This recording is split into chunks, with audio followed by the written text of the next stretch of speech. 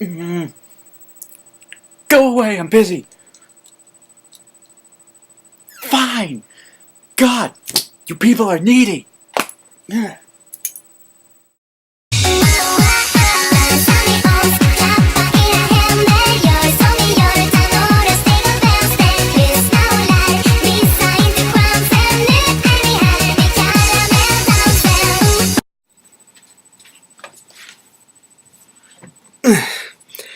Well, as you can probably guess, this is a very addicting game.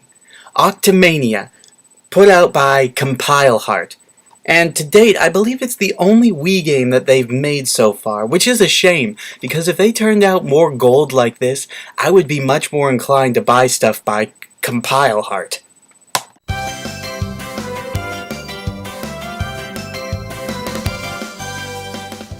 The game actually has a bit of history behind it, which I will share with you now.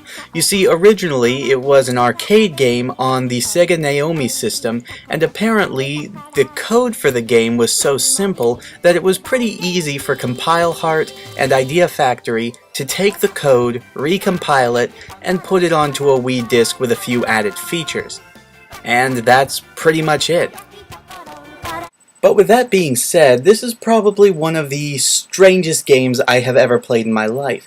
And that is saying something considering some of the games that have come out of Japan in recent years. Katamari Damacy, anyone? But that being said, you really cannot understand how crazy this game is unless you hear the story. Just try and follow this for a sec.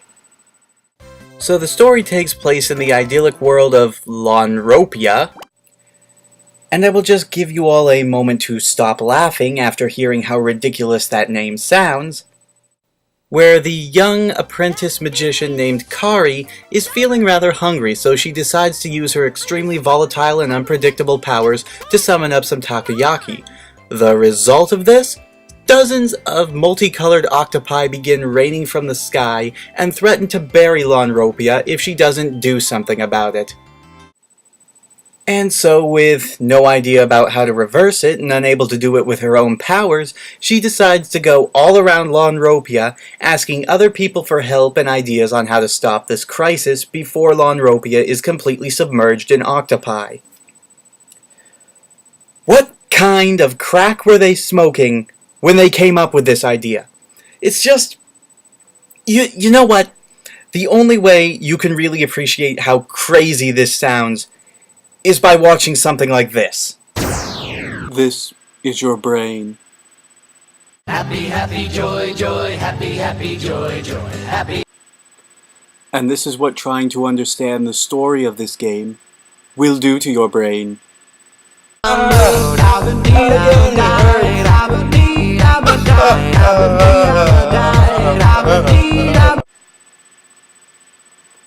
Any questions? But with all that silliness aside, this is a puzzle game after all, so it's not like it's known for its riveting storytelling. That being said, let's take a look at how the game plays.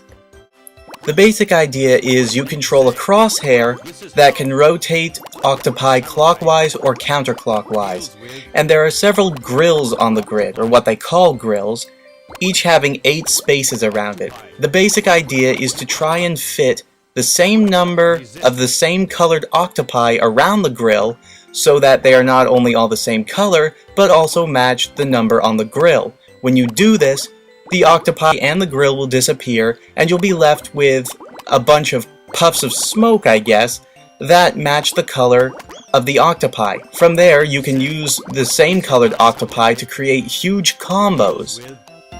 It is a tad difficult to explain, but trust me, this is the kind of game where it's much simpler than it sounds. The basic idea of the game is to keep these combos going for as long as possible, and the more octopi you string together, and the larger the number on the grill, the longer you can keep the combo going. Just make sure you use octopi that you have plenty of a certain color of.